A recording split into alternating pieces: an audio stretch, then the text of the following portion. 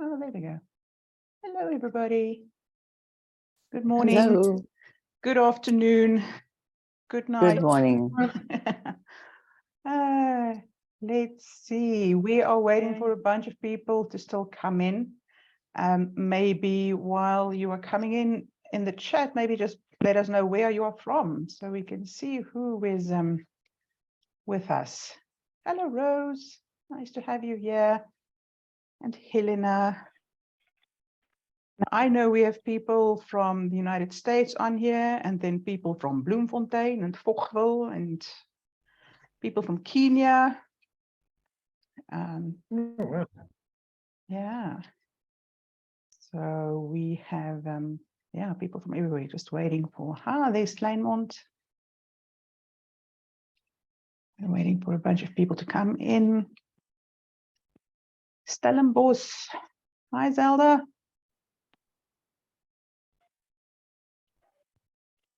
Hi, Kimberly, Kansas, the USA. Maybe a few people in here. Thank you that we could join you. And hello, Skip. Thank you for creating this opportunity for us. My pleasure. Marie instigated all of this. She got me out of the blue and said, "Oh, would you be willing?" So. Okay, I think while we get some people who's still coming in, can I just please ask that you stay on mute, turn yourself off, so that makes it easier for the bandwidth for everybody, and then we don't have extra sounds coming from different places. Thank you, Rose. Everybody on mute. I'm going to introduce Skip in a very short bit, but in the meantime, we will create some space at the end of Skip's presentation for questions. Skip, if that is okay with you.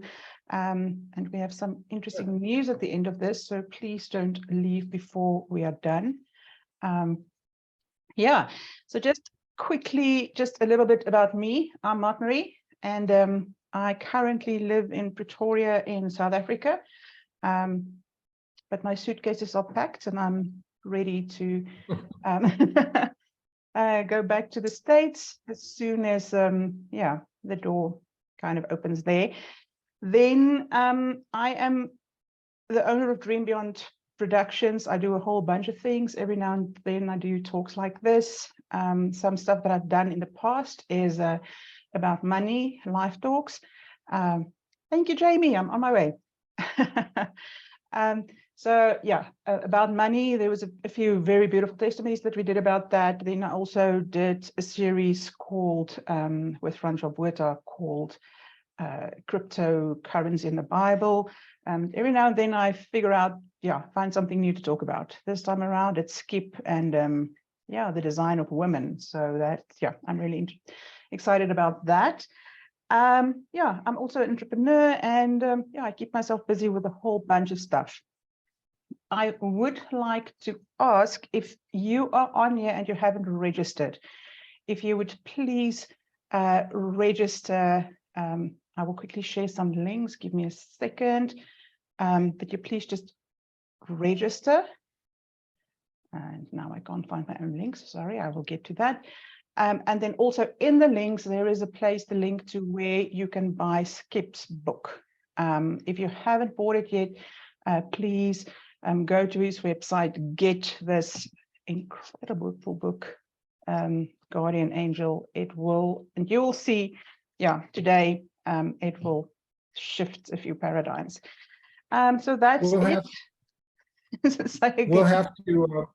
We'll have to talk about how you're going to order that book in South Africa, because shipping is a nightmare. So there's a way to do that so that you won't end up with it being lost in the mail or whatever else will happen on the way to South Africa. So we can talk about that in a little bit.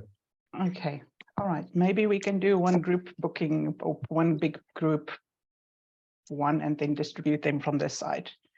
That could also be an option. Okay, so then let's get to Mr. Skip here.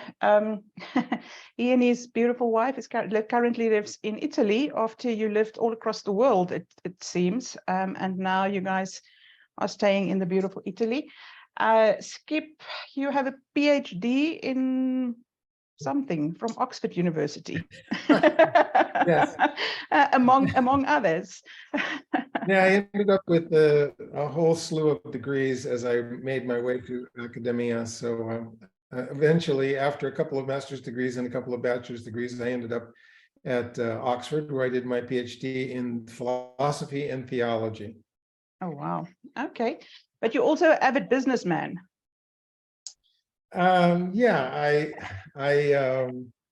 when I finished my doctoral work at Oxford, it was during the time when there were virtually no academic openings in the university environment.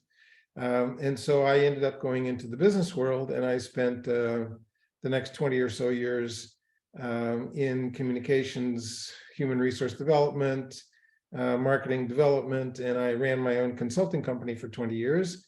And then at the end of that session, that's when I started writing, and I've been doing that since. So it's basically a couple of different careers, ultimately ending up going back to the roots that I wanted to explore when I was in academics, and now writing books about all that investigation. Well, Skip, thank you for that. I think what I absolutely love about your work is that you have the ability to create or to really bring what the word says to a place where we can understand it. And when I reached out to Skip, it's really interesting story. When I reached out to Skip, I said, when I read this book 10 years ago, it really offended me because back then my mind was just, and I think just how I thought about marriage and how I thought about my own design was just still so caught up in what the religious church or the religious world was kind of saying, and what this was saying just went against everything I believed. So thank you just for shifting my mind.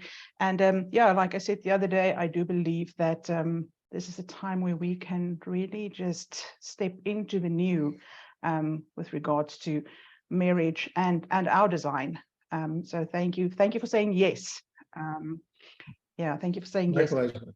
All right, I'm going to hand over to Skip, and let's hear what he has to say, and let's dive deeper into Guardian Angel and some of the truths from Genesis. Okay, I need to give you the backstory, and the backstory, of course, is why did I even write this book? I mean, at this point, I can see that most of the people who are in the audience are women, so I'm actually preaching to the choir. So, because what I want to talk about are things that you intuitively knew to be true, but probably your religious background prevented you from seeing that there was a biblical endorsement to the things that you actually already knew about yourselves. And so the reason that I even wrote this book is my wife is much like the rest of you, and quite competent, quite intelligent, and very, what's the right word? I don't want to use the word aggressive, but she makes her opinion well known. Okay. And so I decided that there must be some kind of inner structure going on here where the women that I knew were very competent, very insightful. And I, of course, grew up in the Christian evangelical church where that kind of character isn't well recognized. And so I thought there must be some reason for all this. And so that drove me back to really doing a serious study of the Genesis account.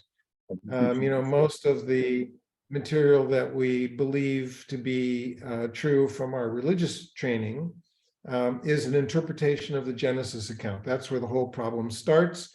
Genesis 1, 2, and 3. We all know the story, Adam and Eve, the fall, et cetera, et cetera. And so I thought, okay, well, if what I see is happening with women in the church is really what God intended, then I ought to find it in the biblical text. And when I went to look at the biblical text, a different story presented itself. In fact, the more I investigated the Hebrew of the original text, the more I saw the discrepancy between what was happening in the church and what was happening in the Bible. That wasn't an unusual thing for me. I wrote my doctoral dissertation on the Greek influences in doctrinal formation in the church. So I already knew that a good deal of what was happening in the religious world of the church was coming out of Greek philosophy, not from the biblical text. So in this case, I really wanted to find out, what does the biblical text really say about the role of women, the design of women, and what what God intended? And to do that, I really investigated all of the nuances. And I'm not the only one who's written about this. There's a long history of people who have written about these conflicts, these differences for the last several hundred years, but they just don't get any attention, right? In fact, some of the authors that I quote are women who pointed this out years and years ago, but that wasn't part of the acceptable norm, and so they weren't recognized for their scholarly contribution. So I decided I would write about this, and at the time I was a part of a big men's group in the Northeast, out of New York City, and I really wrote the book with those men in mind. I know most of my audience turns out to be women because basically women are readers. But the book was written for men because it was written for them to understand what it is that makes women so unique and why we would be so blessed if we just understood that and let it happen instead of fighting it, right?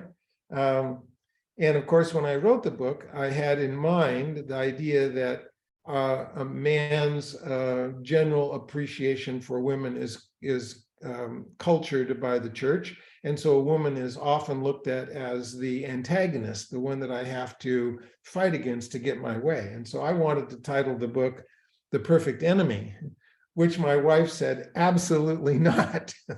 That was the end of that story. And she's the one who named it Guardian Angel, because what she said is, if men really understood the role of women, they would recognize what it says in Proverbs 31:11, that a man trusts his wife and it's prosperous for him. The best thing that he can do is learn how to let his wife be what God intended. So that was the motivation behind the book. And then that led to, the scholarly investigation. And then I realized that if I was going to write this book for an ordinary believer to understand it, it had to be written in a way so that you could appreciate what was happening in the scholarship, but it didn't turn out to be an academic piece. And I've written a lot of academic pieces, so I know that that's a kind of specialized vocabulary. So I decided, okay, I'll write this book so that I don't want it to be a marriage manual. I want it to be just an investigation that allows people to understand what it is that the Bible's really saying. And of course, when I wrote the book, there was a good deal of conflict, to say the least, with a certain group of Christian pastors who found it, as Mark Marie did, found it quite offensive to the religious view. But of course, my argument was, okay, so that's what the religious view is, but let's go look at the biblical text. And always, let's go look at the biblical text. In other words, let's go back to what the Bible actually says, not how it's translated, by the way, or not how it's interpreted, but what the Hebrew actually says here. And then I wanted to use that for the jumping off point to talk about what Paul says, because Paul's often treated in the church by women as though he was a misogynist, about he really doesn't like women very much at all. And I realized that Paul is basically a Jewish rabbi, so he'll have the same view as the biblical text. So again, I need to know what the biblical text is. So I would like to take you through just a little bit of, this is sort of the teaser to say, okay, so let's look at what we're going to talk about. And I'll do that by sharing my screen, which is a sort of brief PowerPoint to give you an idea of what's really here and how important it is to recognize what's happened in our culture is not a function of what the biblical text is telling us, but more so how the church has interpreted the text, and in my view, interpreted the text to support its own agenda. And so if you allow me, I will now share my screen, and then I'll just keep talking, and you can see what it is that we're going to talk about in more detail later. So let me see, how do I do this now? share. And you should be able to see this, the screen now that says the Adam and Eve story, rethinking the text. Okay, Nice. so now all I have to do is figure out how to make it go forward. Let's see next. No, that's not working. Someplace here I have to get to. There we go. Okay, so as I pointed out, the women that I knew in my world, including, by the way, my mother, were strong, intelligent, insightful, capable, multitasking, and certainly masterful. They knew how to get things done. Moreover, they had a kind of intuitive sense about relationships that that men normally ignore. I don't know how many times you've said this to your husband, or how many men are on board now that have heard this from their wives, but it goes something like this: I told you so. And of course, what that meant is, as we went along, as we men went along in our planning, we forgot that the women in our lives have a kind of natural understanding of the way relationships work, and we ignored that, mostly to our peril. I remember many an occasion when I would try to do some kind of business thing, and my wife, and which, by the way, usually turned out to be less than what I had hoped. And my wife would remind me that she told me that, but that I just ignored it. So I wanted to find out, okay, what should I do to make that, to understand how that happens? And for that reason, I needed to look at the Christian idea of the role of women. And I'm sure I don't have to tell you this, but the Christian idea of the role of women is basically built off of a couple of important verses. The first one being the verse in Genesis 3, which says that basically it's translated like this, that the wife, or that the woman in the story, Eve, we usually call her, that's not her name, by the way, and that's an important clue, that Eve, after the fall, desired to be the person for her husband, but he was authorized to rule over her. That's how it's usually understood. We'll look in great detail at some of these verses, because the translation history really tells us a lot about how the culture interpreted the verse, as opposed to the way the verse is written. That verse is usually coupled with the verse from Paul in Ephesians, where it says, "Wives, obey your husbands." And so we get this Christian view that the wife's role is really to be the subservient helper. We get the other verse in Genesis where God says, "It's not good for man to be alone. I will make for him." And the next couple of words in Hebrew, ezer kenegdo, are usually translated helpmate, as though somehow it's the man's responsibility to really drive everything, and it's the woman's responsibility to support him. Okay, that unfortunately, those translations really come about because of a misunderstanding of what's happening in Hebrew, and because of a deliberate misinterpretation of the text as a result of what happened in the 15th century through a couple of Catholic priests. Okay, what I discovered, of course, and what you already know, is that it doesn't fit the way that women actually function, and that the growing backlash to the Christian perspective of women that happens in the culture, the whole feminist role, is really a misunderstanding of what the Bible actually says. In fact, as feminists attacked the church for its view of women, they were really, without knowing it, supporting what the biblical text actually says, but they weren't aware of that, because the only thing they knew is what the church was saying, right? So it wasn't really the Bible's fault at all. And in fact, in the contemporary world, the whole issue over gender identity and this biological insanity about women becoming men, men becoming women, choosing whatever gender and sex you want, is really the destruction of what's happening in the biblical text, which gives you the reason why God chose male and female, and the complementary and egalitarian roles that he provided for that. So we'll want to look at that really closely, because it's such a hot topic in the contemporary woke culture that's going on, and it really it doesn't really affect it doesn't really find a representation in the biblical text. The biblical text actually stands in opposition to the religious claims that the feminists and the woke culture are fighting against. And if the feminists only realized what the Bible actually says, it would be far more supportive, because it treats women in a, as I will point out, in royal language, in very different kinds of terms than what we're used to, and provides a foundation for a very powerful and very competent role that they play. So what that really started off with for me was the difference between translation as interpretation and translation as an attempt to really clarify what the text is actually saying.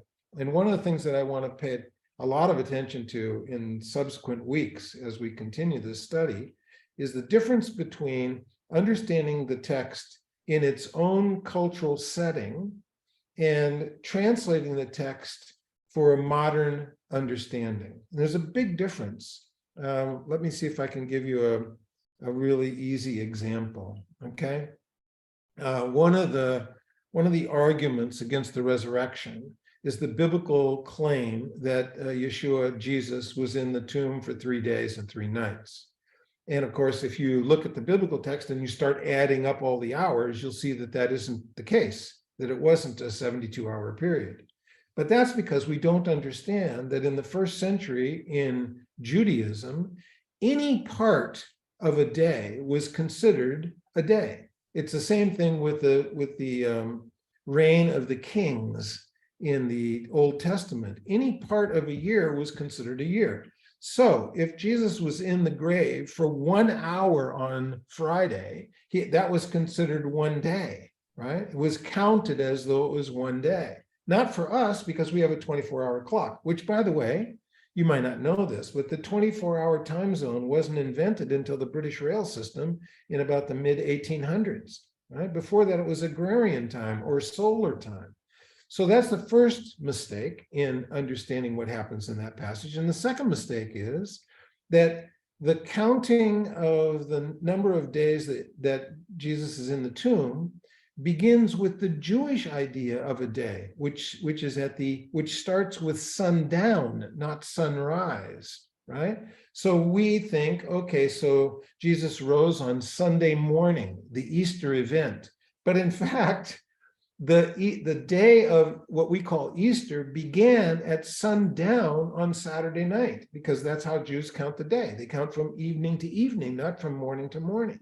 So you can see, just in that little example, if you don't understand the culture, you're going to misunderstand the text, okay? Well, that was happening in the first century. You can imagine what was happening in the 10th century BC when Moses was writing these stories. He was writing for an audience that came out of Egypt. They were slaves that came out of Egypt, right? And so when he writes text for them, he's writing thinking about that culture and their understanding of the words, not our culture and not our understanding of the words, which means that for us to understand what was happening in the Genesis text, it's not sufficient to simply translate that as though it was in yesterday's newspaper. We have to translate it so that we understand the culture that it was written for, okay? And I can give you just one more example to show you how important this is. You remember that the first instruction that God gives in Genesis chapter 1 is to be fruitful and multiply and subdue the earth, right? Filling the earth, okay? You will recognize that that doesn't make any sense at all to Adam and Eve, because they had nothing to subdue. They were part of the garden where everything was perfect, right? So the command to subdue the earth wasn't written for them. It was written for the audience that came out of Egypt, that understood what it meant to have struggle and hardship in order to make things get better, right? The commandment, although it was given in that environment, was understood by the audience that read it, okay? And we're going to have to do that kind of work if we want to understand what God means when he says, I will make, for example, a helpmate, okay? So that's the first step. The second step, of course, is to understand the cultural mythology that created this religious environment where we can talk about women as, as the house servants of the men. I mean, it just doesn't happen that way in the Bible. It never has. Whenever that has happened, God has reprimanded the culture for doing that. But those cultural myths still exist in our world today. So we need to kind of take those apart and see how they came about and why we tend to believe them. Okay. And then I want to talk about the history of self-serving misogyny. And by what I mean by that is, you'll recognize, of course, that Christianity grew out of what was at one point the Roman Catholic Church. And the Roman Catholic Church, by the way, doesn't have any female popes, any female archbishops, any female bishops. It doesn't have, until very recently, didn't even have any female priests, right? So it's a self-serving environment to interpret the scripture as though it puts males in charge because it supports the structure of the Roman Catholic Church, which, by the way, was adopted pretty much wholesale during the Protestant Reformation, right? There are some exceptions to that, but it wasn't the norm for a long, long time. And that meant that the translations that were influenced by this culture of male dominance wrote into the text what they believed would support their view. So we always have to look at that as well. And then finally, if it's God who's speaking, he knows a lot about human beings, and we ought to be able to find the kinds of things that he's talking about being displayed in our own lives. So since I wrote the book for men, this is about understanding how women work and what their role is. And we already knew that. We just never wanted, we men never wanted to admit it, because to do so would reduce our power structure. And of course, God says, that's right. That's what you need to do. You need to learn how to trust your wife so it'll be prosperous for you. And that means giving up all of your control, not giving up all the control, but understanding how it works in concert with your wife so that the decisions are not unilateral, but consensual. Okay, so that's where we went with some of that. And then, of course, that means that I have to go back and do some serious logistics. Okay, and the serious logistics and linguistics is what I'm talking about. The serious linguistics are really a look at the actual Hebrew words, how they're constructed, where they came from, what their etymology is, how we interpret those. And we're going to actually spend some, if you stick with this, you're going to learn some really, really interesting things about how the Hebrew text itself supplies this support for a very different view of the role of women. We also, in the process, need to be aware of our own paradigms. And Marthe Marie did a good job of saying, when she read it 10 years ago, it offended her because there was a paradigm that she had in her mind about how things should work. And my book was confronting that, but it wasn't really my book. It was like, okay, so wait a minute, my paradigm doesn't square with what the biblical text says. So, who needs to be corrected? I'm going to correct God in the biblical text, or I'm going to, change my mind. And we have to look at that. And then, of course, then we need to look outwardly at the way that we behave in the social relationship world of men and women, and inwardly about what that means for how we change our own views of who we are, right? All of which forces me again and again and again to go back to the text, back to the Hebrew, back to the Greek, back to the cultural setting, in order to understand exactly what it is that God has in mind when he's giving us these stories, okay? And you'll see my point here is that the character of God, I want particularly to pay attention to what happens in Genesis chapter 3, because a lot of serious mistakes occur when we think we know what the text says without paying close attention to what the text actually says. And the example I give here is the curse on humanity. Now, even in the English translation, if you go back and read in the English translation, the end of Genesis chapter 3, where God gives the judgment for the disobedience of the man and the woman, you will notice, I hope, that God never curses humanity, curses the ground, the Adamah, the land, and he curses the serpent, but he never curses humanity. And it's a big, big mistake to think that as a result of the fall, God placed a curse on humanity. The text does not say that. It certainly says that there are consequences, but the consequences don't come about because of a divine punishment. And this is really important. When we look at that text, and we'll look at it in some detail, we'll discover that the consequences come about because of the inevitable failure of the design plan for God, by God, for human relationships. In other words, the consequences are not punishment, they are the absolute logical result of what happens when you mess up relationships, right? And God is basically saying, hey, look, what's going to happen to you now is the result of the things that you've put in place. I don't have to curse you. You've already made it miserable for yourselves. And we'll see how that works, okay? And then we want to go from there. We want to look at how Paul treats this. And I gave you this verse in 1 Timothy 2:14. And it was not Adam who was deceived, but the woman, right? Being deceived fell into transgression. What is Paul saying? And this is really important because the church has propagated the idea that Eve was the first one to sin. But that's not what Paul says, and it's certainly not what the Hebrew text says. What Paul says is that Adam was the first one to sin because sin requires a violation of some ethical command that you know. And what does Paul say? Adam knew what the commandment was, and he disobeyed. But the woman, says Paul, was deceived. In other words, she thought she was doing the right thing, but it turned out not to be that way, okay? Which means that I need to go back to the Genesis 3 story and completely reread it on the basis of who was deceived and who made choices, okay?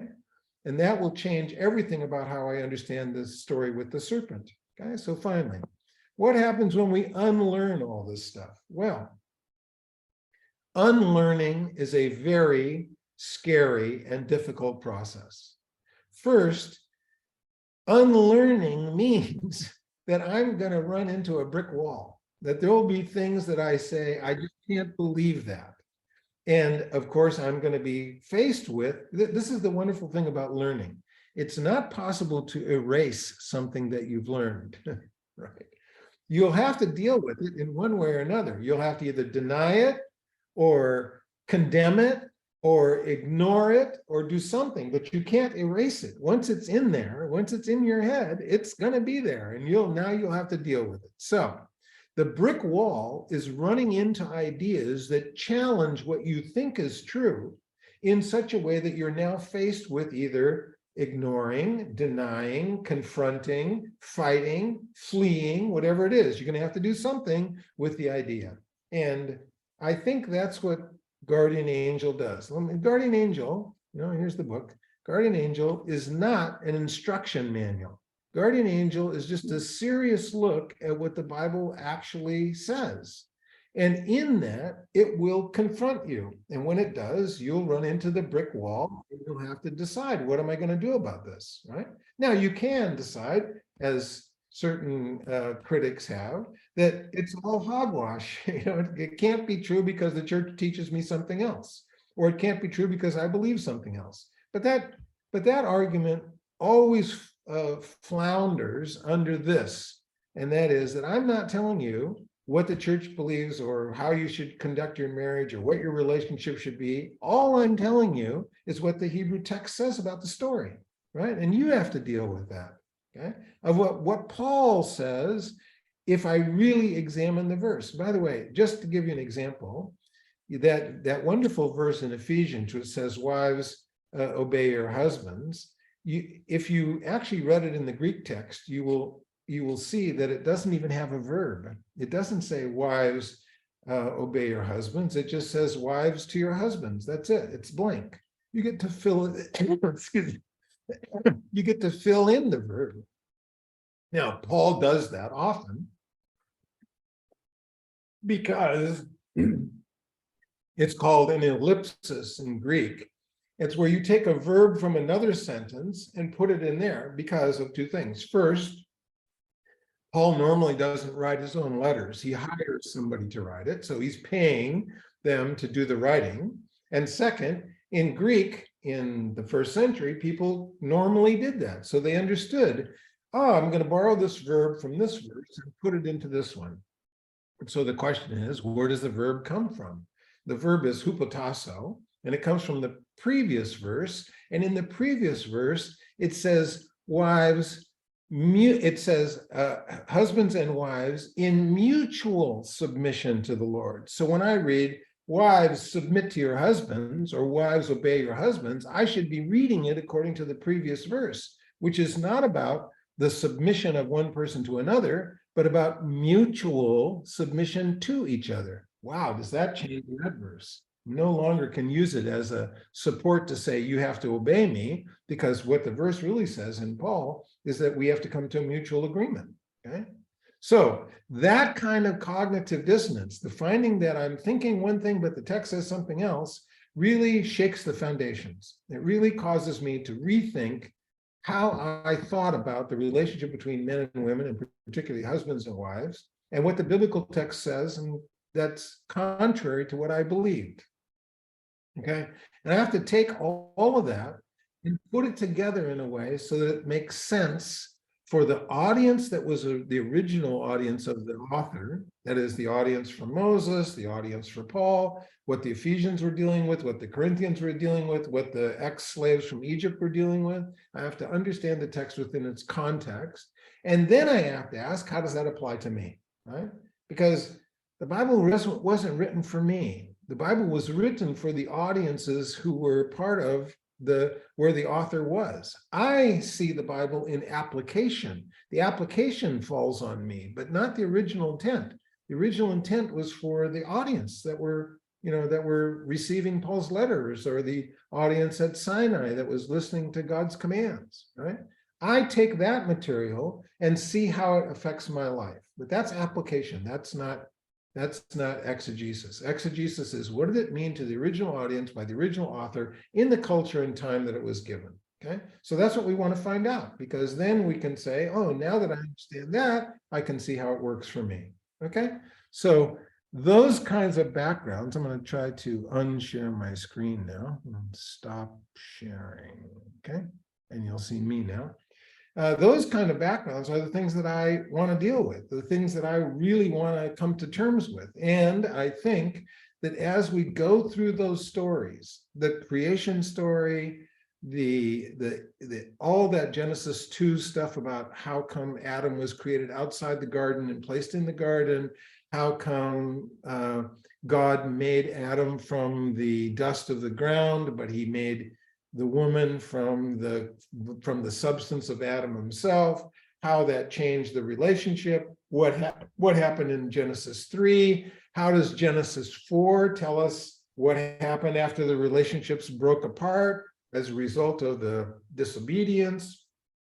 All of that kind of stuff we have to look at in real detail, because every single line tells us something about what God intended, and we don't want to miss any of it. We want to really have a clear understanding of what God is trying to do there in those stories. So that's the intention of what I want to do. I want to, take you through all that. And it'll take, 3 or 4 sessions, and we'll go slow enough so that you can actually see what's happening in the text. And I'll show you the Hebrew text, and I'll show you, okay, this is how these words get translated, and this is what happened in the history of the church, and all that kind of stuff. And then you'll have a really good understanding of why the biblical text is so different than what we have come to believe through through our religious institutions. And by the way, I don't want you to think this is a big academic study. Generally, when I do these kinds of things, it's very interactive. So as we go along, you'll have a chance to say, oh, wait a minute, I didn't understand that. Or, does that mean this? Or, well, what about that? I mean, I want you to have interaction. And when I give this in person, there's lots of interaction, because it's important that you understand. I know what I'm talking about. It's important that you understand for yourself what it is, so that the answers to these questions become your answers and not mine. Okay, now, I just want to mention one logistics piece. Of course, it's important to have the book if you want all of the detail, because the book will take you through, you know, step by step through the whole process. Okay. And it actually has some recommendations at the end about how to manage relationships based on this. The problem is that shipping this book outside of the United States is really difficult. First, it's heavy. It's 300 and something pages. And shipping overseas is very costly. So the book is also available on my website as a PDF, which you can download instantly. You don't have any of the shipping costs. It's cheaper as a PDF than the printed copy. If you have to have the printed copy and you're in South Africa, I can tell you it's going to be very difficult to get it there because, frankly, don't trust the South African mail system. I mean, it's basically the bottom line. I mean, I live in Italy now, and stuff getting sent from the United States to Italy ends up getting lost in customs. So I don't recommend, if you're in South Africa, that you order a printed copy. However, at one point, some years ago, there were some printed copies in storage in South Africa. So I will write and see if any of those are available. And if they are, then I'll let Marie know and she can manage that. But generally, the PDF is the fastest way to get the text in your hands. Obviously, if you're in the United States, you can order it on my website. It'll get delivered in the mail within a week or so. I can also deliver to Canada, but just about anything outside of the US and Canada makes it more difficult to do. Okay, so I hope that gives you a little bit of insight as to what we're going to do. And I would love to be able to, you know, field some questions if you have any about what this study is going to be like. If you have a question that, you know, is pertinent to your particular situation, then let me know and we'll see what we can do. Okay. Thank you, Skip. Thank you. Okay, so let's just get into, Skip said a few times that we will dive into this deeper. Yeah, so that's the part that wasn't out there until Skip said it a few minutes ago. We are planning a 4-part paid series going forward, okay, where Skip is going to really delve into the depths of this book. And where he is really going to step into and make, you know, go deep into the Hebrew words. And there's a lot of comments that I can see in the comment section that really has an understanding of Hebrew. So he will dive into all of this during those sessions. I'm quickly going to share my screen. And by the way, while I'm sharing my screen and just giving you some details on this, please, if you have some questions, maybe raise your hand, and then we can just, yeah, have some questions and start at some point, and you know, throw some questions out there to Skip while we have him for today. So let me just share this. Can I just interrupt for 1 second? And Please this book, yeah, in South Africa, this book has been used by marriage counselors as a way to help people repair their relationships by shifting their paradigm. So it has been in South Africa for at least the last, well, at least 10 years, because that's when Mark Marie read it. But it's been very useful in that context. And so while it's not a marriage manual, I think that the paradigm that it presents for the relationship between men and women as designed by God in the original few chapters of Genesis really can be very, very helpful in resolving a lot of conflicts that you might have. Okay, before we get to the questions, there's just quickly the dates for the 4 sessions. It will be the last Sunday in January and then 3 Sundays in February. Please just note that we will be skipping 1 Sunday there in the middle of February. And there's the rates. If you want to sign up for that, you can just use the same link that you signed up for this for, or send me an email and I will give you the details for that. Okay, so I think that is that for now. Is there any questions? Let's see if there's anybody with a question. I see a hand. You see a hand? I don't, but please, Maria. Go ahead. I You don't, can unmute it's yourself. Marie Van. Okay. I just want to mention, I still have 4 copies of the book available in South Africa if someone is interested. Okay. So Marianne van Staten is in Bloemfontein, and she and I have known each other for a long time, and she has copies. So that would be really helpful. Thank you, Marianne. Thank you. Maria, maybe if you can send your email address or telephone number in the chat where people can contact you, that would be great. I will also make a note of that. Hi, Rose, you have a question. Your hand is up. Thank you, Mark Marie, for doing this. And hi, Skip, and thank you for all of your work that you've done as well. Okay, so here's my question is, I'm curious how over the years men have responded to this information. Well, if you thought Marie was offended, you should hear the comments from some of the men. Of course, the challenge to men is that it removes their ubiquitous power base. You know, I mean, most men think that they're in charge, period. That's it, right? I mean, I cannot tell you the number of married men who have said to me, but how can I even let my wife have a role in this? I'm the one that needs to make the decisions. And of course, this model challenges that, because what it says is, no one is happy in a couple's relationship when one person is making all the decisions, because one person will always feel like they were misunderstood or they didn't get a say or whatever. And the biblical text doesn't present a ubiquitous decision-making process on the male side. Now, I've had Christian pastors object and saying, well, yeah, but wait a minute, the patriarchy is all about that. And my point was, that's right. And it didn't work out too well, did it?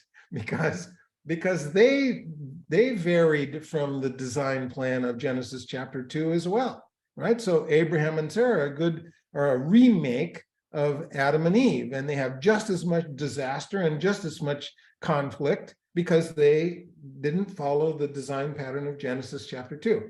Once men understand that, I think that they embrace the model because it does 2 important things. First, it removes from me the responsibility of always being right. And let me tell you, that's a heavy load.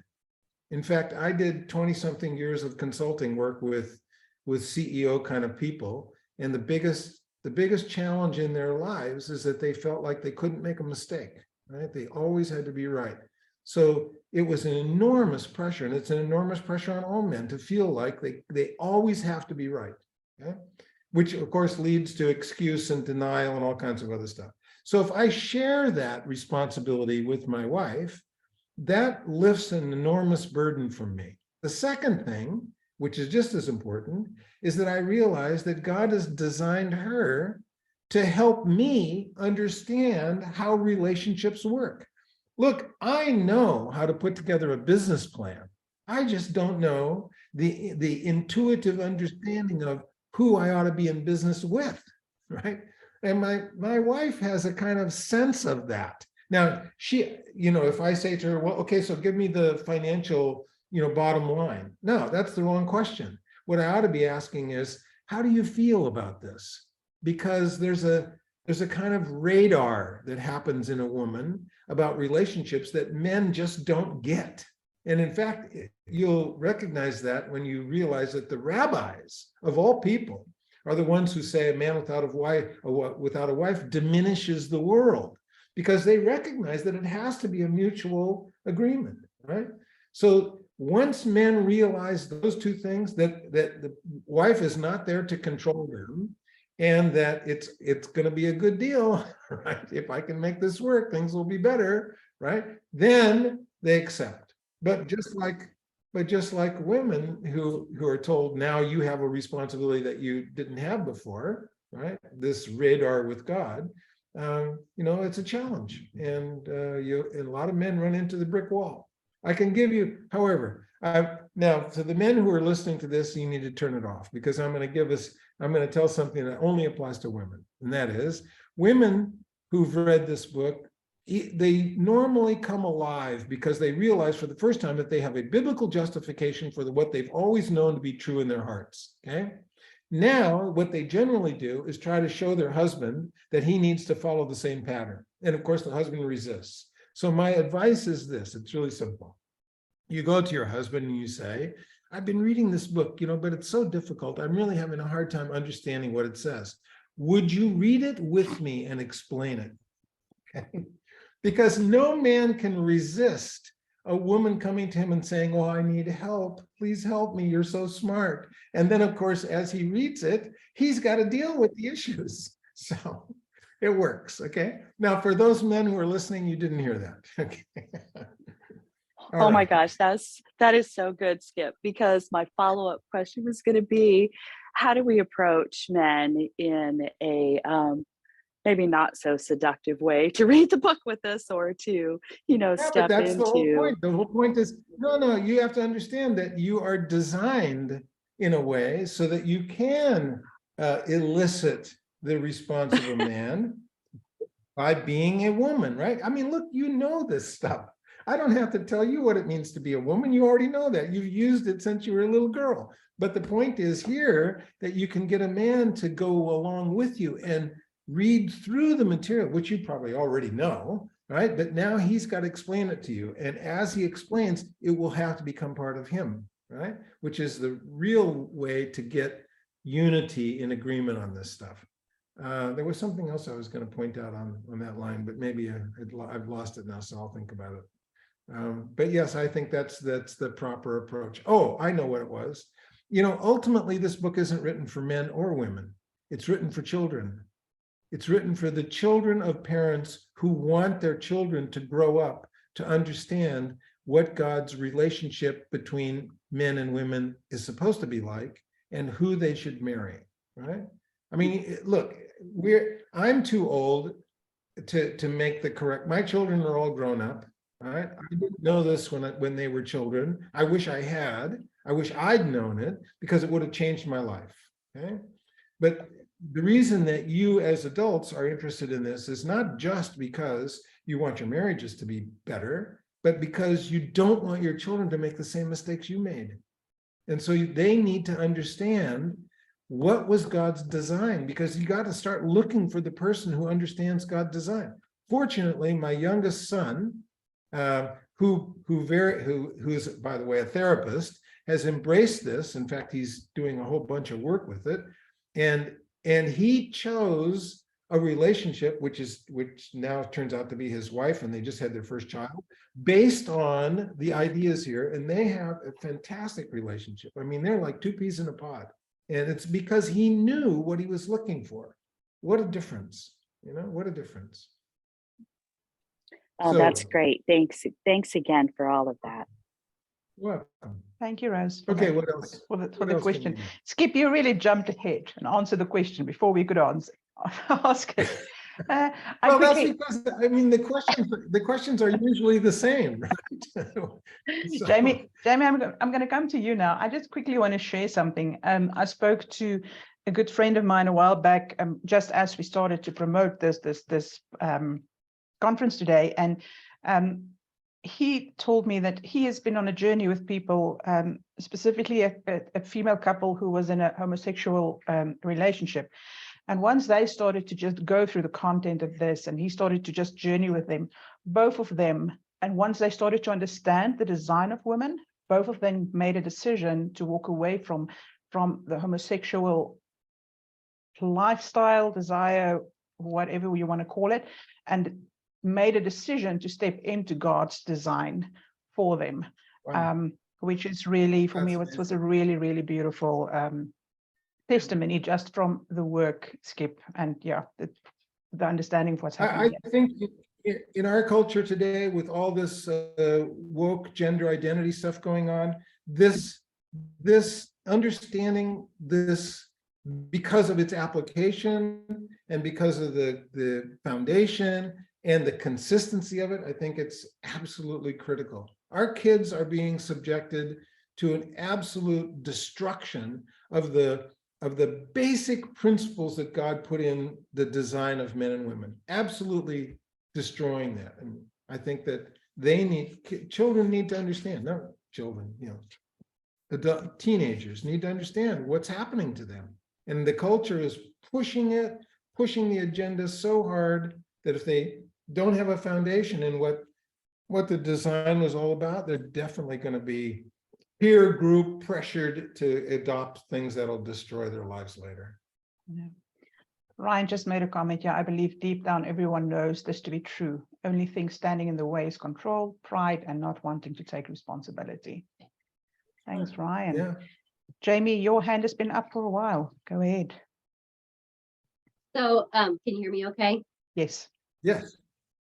Mike, this has been a subject close to my heart for a long time. In fact, I did a women's retreat and covered this because I had been confronted in the basement of a church by a male when I was teaching a Sunday school class saying, women can't be an authority over men. So and we weren't even in a church that believes that sort of thing. It was bizarre. So I started this journey and I was like, okay, God, so can women be an authority in the church? And God's like, well, what were you designed to be from the beginning? And I said, a helper. Well, start digging there. So, and that just led to incredible things because, this word, and I didn't have the connectu that you've got, and hopefully I said that word right, but so I've been using Ezer for a long time as the helper, as the power word, as a warrior word. But when I was doing that study, I remember seeing like the Ish and Isha and there was male and female and there was man and woman, but is there a word for wife and husband in the Hebrew and also in the Greek? It seemed like there was man and woman and male and female, and like were Adam and Eve actually married, or is that a human construct and they were just one flesh man and wife, man and woman? Okay, so just a few really quick comments. First, please don't translate Ezer as helper. That's an English idea, but the word Ezer is much more powerful, as you will see. We're going to talk about how it's intimately connected to the divine, okay? Because the word Ezer is also used of God. It's really interesting. So there's a really powerful connection there, okay? That's first. Second, Ish, Isha is a really important verse in scripture because it's the first place that the word Isha appears. That's the word for woman in Hebrew. Ish is the word for man.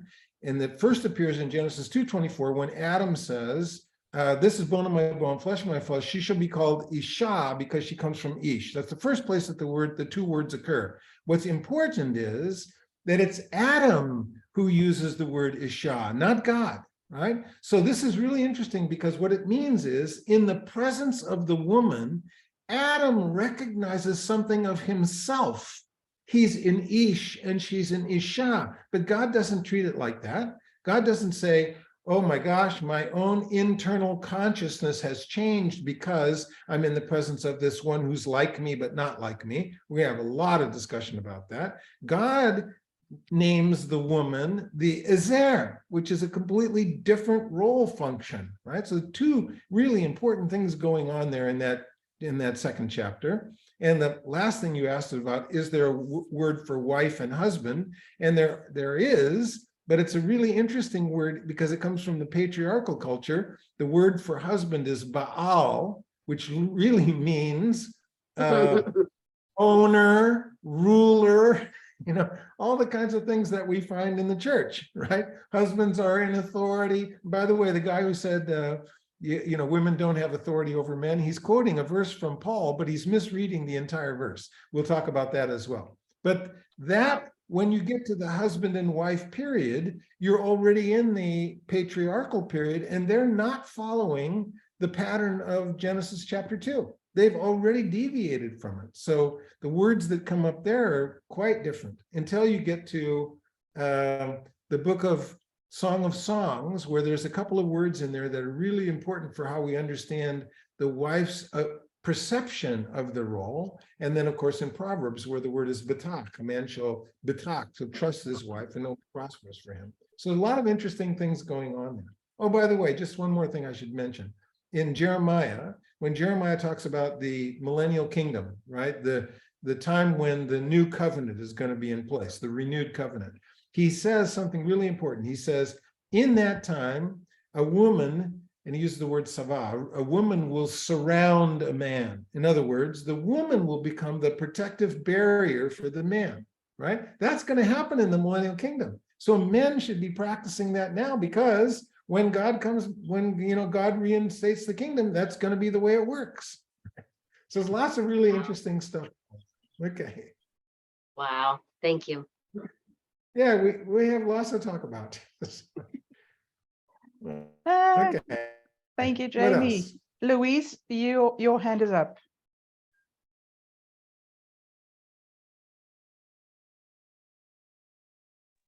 Yeah, sorry. I I managed to set up everything in time. So I've got a sort of an unrelated but related question. Like, so if if it's mutual submission and if we meant to be helping, does it matter if the husband is like so many years older or so many years younger, or the woman is so many years older or so many years younger? Like, is it more about being able to be matched to help in the right way than it is about any age thing? I'm just, That's an interesting question. I think I don't think that there's a standard in the biblical text that says, oh, you have to be a certain age apart and you have to be different ages. I don't think that that's part of the text. What happens in the text is the more important internal issue. What is your current relationship to God, and what is your relationship to the design model that he has in place, right? And that might happen when you're 18, it might happen when you're 48. It's hard to tell how that works. But I don't think that age is a specific deterrent, although obviously you have to deal with culture as well, right? And if you, for example, if I were to decide that I wanted to have a much younger wife, let's say 19 or 20, I'm going to have to deal with the woke environment that she's coming out of. And that might just be impossible. I mean, it would be impossible now because Roseanne is sitting in the other room would say, oh, no, that's not going to happen, and I need to listen to her, okay? But you can understand that big differences in age also mean big differences in cultural understanding and the background and everything else that has to go in, so it gets much more complicated. By the way, the biblical model is really interesting because in the biblical model, in the patriarchal age, you didn't decide who you were going to marry. The family decided for you. Why? Because they understood the relationship issues better than you did, right? You're just a young kid who hasn't quite figured out how the world works yet. But your grandfather and your grandmother and your father and your mother, they've had enough experience to know what works and doesn't work, and they're the ones who decide for you, right? That still happens in some cultures today. And by the way, it's a far less divorce in those cultures. I wonder why. Okay. Thank you. Okay. More things to think about. Hi, Amy, your hand is up.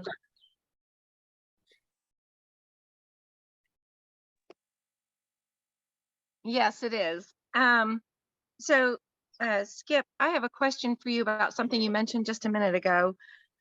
You referenced a passage in Jeremiah, which I don't have in front of me, Yes. but about the new Chapter covenant, 33. and that I'm sorry?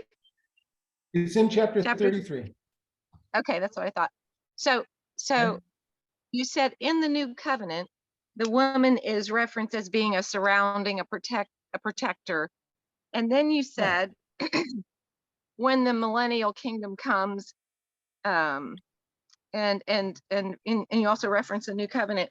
Well, didn't Jesus already bring the kingdom? Now I understand the mainstream. I'm not a theologian, but I understand the mainstream teaching about this 1,000-year millennial reign.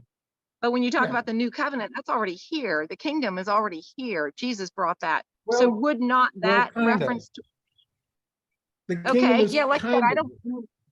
I don't know everything you know, but just to finish my thought, which you probably already know, is wouldn't that role already apply to women in the new covenant? Okay, good. A good point. Okay, first, if you're going to live a new covenant relationship life now, then of course it would apply. But as a kingdom event, which encompasses the whole world, the kingdom hasn't arrived, has it? It's what we call proleptic.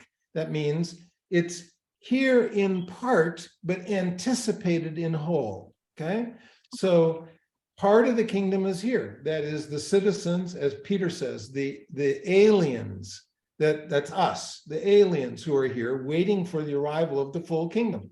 When Jeremiah says, when the full thing shows up, oh my gosh, you better be ready for women taking over the role that they're supposed to have had this whole time, that you're supposed to have been allowing them to have, and you've been standing in the way. Guess what? It's going to change. Okay. But that's the whole kingdom, the whole reconstruction of the social relationships on earth. Okay. In the meantime, as you pointed out, those people who've already initiated the kingdom in their own lives, what does Yeshua say? What does Jesus say? The kingdom is among you. Okay. Those people who've already initiated that should be modeling the same thing that will eventually be ubiquitous, eventually be a part of the whole. Okay. Okay, So you yeah. have a job. Yeah, that's what I was thinking as you were speaking. Well, we should be leading the way to that then. So thank you for answering that. Yeah. And in fact, this book tells you, okay, the end of the book, which we'll talk about in some detail, is, okay, so what happens if we want to put this in place now? What do we have to do? What does it look like? Okay. And we'll talk about that. Perfect. Thank you. You're welcome. Thank you, Amy. Any other questions?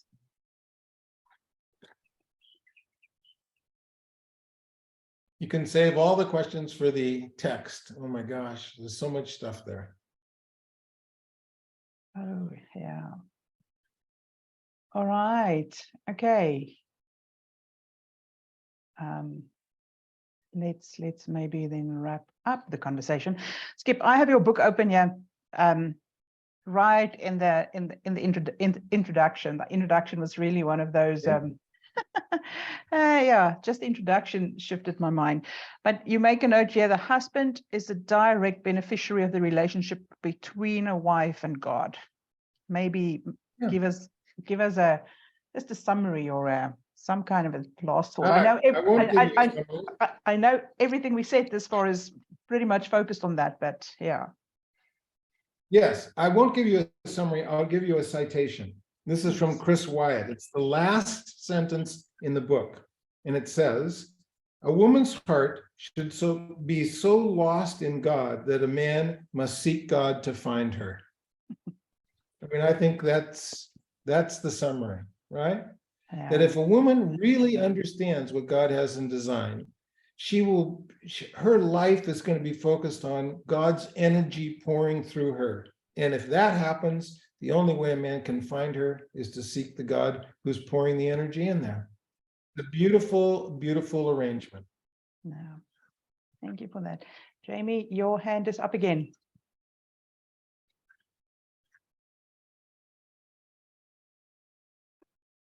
So I have a simple question this time. In the book, the abridged version. Where did I set it? I'm sorry, in the what? The abridged version. Okay. So I need to tell you about the abridged version and why the abridged version isn't the one that we're going to use. The abridged version was deliberately written for 6,000 teenage girls in El Salvador.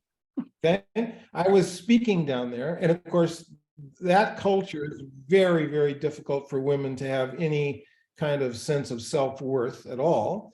So I was speaking to these large groups in high schools and about this idea, and we decided that we would abridge the book by taking out most of the theological stuff so that it would be easily readable by teenagers, and we translated it into Spanish, and you have the English version of this, but it was designed specifically for teenage girls. Okay, so if you have the abridged version, it's okay, because you'll just follow along and I'll fill in all the theological content and stuff as we go through the next 4 weeks. But if you want all of the detail, all of the references in the Hebrew and everything else, then you'll need the full copy. Thanks for that clarification. Sure. Right. Yeah, that version took me a while to read. I remember back then, and even now as I'm reading through it, I need to read very slowly and carefully. Otherwise, it just goes all over my head. Okay, well, I'll do my very best to try to clarify as we go along, because part of it is just you just have to have dialogue about this stuff, because it's not the way that we typically think about scripture. You know, we read the English Bible and we think we know what it says, but as soon as you look underneath the translation, you're going to find out that there's layers and layers of really, really interesting meaning and important things that are happening that never get translated. Great. We have a question from one of the few men on here, Ryan. Somebody in the chat was asking how Jeremiah 10:23 applies to what you've been speaking about. Oh my gosh, so now you're going to force me to try to remember Jeremiah. Okay, hold on.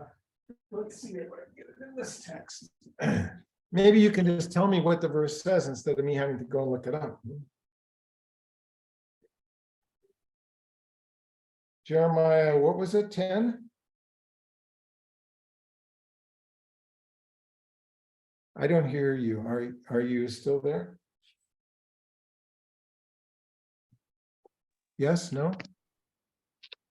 Someone said 10:23, but I 10 thought you had said, chapter 33 earlier. So I don't know. 10:23 was the first that was mentioned. Everything about when at the Passover meal, when Yeshua says, "This is the new covenant in my blood," he's referring to Jeremiah 33, which is the Correct. discussion of rewriting the covenant agreement on hearts instead of tablets of stone. Okay. Right. So if there's another verse that you want to mention, please tell me what it was. 10 something. 23. Oh, no. Someone mentioned. No, that was just a mishearing of what you had said. I thought you said 10:23, but you had said 33. It's 33, right? And I don't remember the exact verse number at the moment. I think it's 33, but I could be wrong. One of the great things about being a professor is that you can always be wrong. So let's see. No, 33. Or maybe it's 34. No, I don't know. I don't remember now.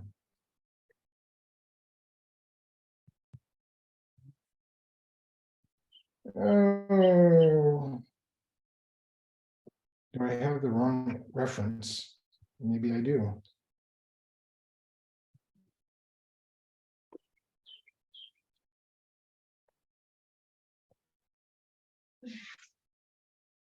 Okay, well, I'm gonna have to look at this when I'm not holding everybody hostage to the Zoom. But I'm pretty sure it was in Jeremiah 33, but I will look again. Anyway, it'll come up in the discussion over the next 4 weeks, that's for sure. Okay, great. Did anybody enjoy this? Just give me a wave if this was fun. Skip, thank you for this. I feel You're welcome. It feels to me like it has kind of opened my mind to go into it deeper, and to really start to ask a bunch of questions just on what do we believe, what do we read in the Word, and I look forward going forward. And I think for everybody that's on here, either yourself or you know somebody else who might be in a situation or who might need to just kind of dive with us into this, into the Word, into understanding, please invite them to join us for the 4-week webinar. I will email this recording to everybody who has signed up. So you're welcome to share this recording. I will also email all the details to everybody. Just a quick summary. In week 1, we will the first week on Sunday the 29th, Skip will go into Genesis 1 to 3, into the details of what is in there, really kind of find the diamonds. Then on the second session, which will be the 5th of February, it will be Genesis 4 and Proverbs 31, kind of link and connect those two with each other. Then the third week, that one I'm looking forward to, will be women and Jesus. And what does the Bible say, about our emotional connection, all of that. That will be on the 12th of February. And then the last one, then we're going to skip 1 week in February, and then we will do the last week in February. And that will be about Paul, and was he really a misogynist? So that one I'm also looking forward to. So that's going to be interesting. Please, if you have people, if you want to sign up, if you want to get really deeper into this, skip. Let's do it. Let me correct the issue over Jeremiah. It's Jeremiah 31, not 33, right? And the Jeremiah 31 is the discussion of the new covenant, and the verse that talks about this, a woman will encompass a man, is Jeremiah 31:22. Okay. Thank you. So my mistake, it wasn't 33, it's 31. Jeremiah 31. 31. Great. Okay, I'm looking forward to doing this. It's been a while since I've had a chance to discuss this idea with a group of people. And I think you'll discover not only what's happening with the role of women, but you'll discover a new way to look at how scripture is interpreted and how it's translated, and it'll give you a much deeper appreciation for the depth of the Bible and the amazing structure that's underneath all of the translation. And I kind of want to go back to Rose's question earlier, is how do we get the men in our lives involved in this? And I think this is a great way to not let them read the book, but them, let them sit in and ask the questions and be online with us as we move forward in this. So Skip, thank you so much for this. We look forward to see you the end of the month again. And if there isn't any other questions, please let me know if there's any other questions right now. Otherwise, we're going to say goodbye. No? All right. Well, enjoy your summer in South Africa. It's definitely winter here in Italy. Well, stay warm. And for everybody else, we will see you soon online again. Thank you, Skip. Okay. Ciao. Take care. Bye. Bye. Thank you, Skip. Thank you, Mark, Marie. Ciao. Thank you. This is really interesting. Thank you. Thank you. You guys are awesome.